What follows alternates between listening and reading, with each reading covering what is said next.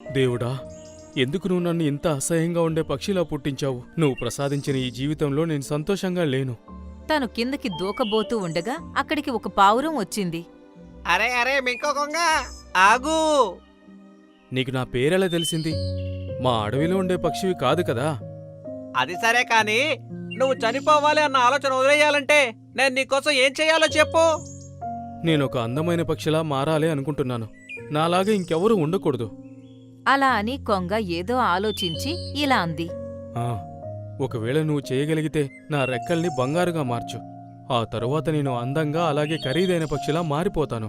అలాగే తప్పకుండా. ఈ మాట విని ఆ పావురం తన చుట్టూ తిరగడం మొదలుపెట్టింది. తన చుట్టూ పొగ వ్యాపించింది. ఆ పొగ తగ్గిన తరువాత చూస్తే మింకు కొంగ రెక్కలు బంగారంలా మారిపోయాయి. అలాగే ఆ పావురం కూడా అక్కడి నుండి మాయమైపోయింది. అరే వా, నాకు బంగారు రెక్కలు వచ్చాయి!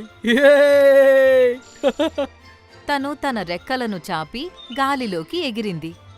కాని పైకి వెళ్లకుండా నెమ్మదిగా తను కిందకు రావడం మొదలుపెట్టింది.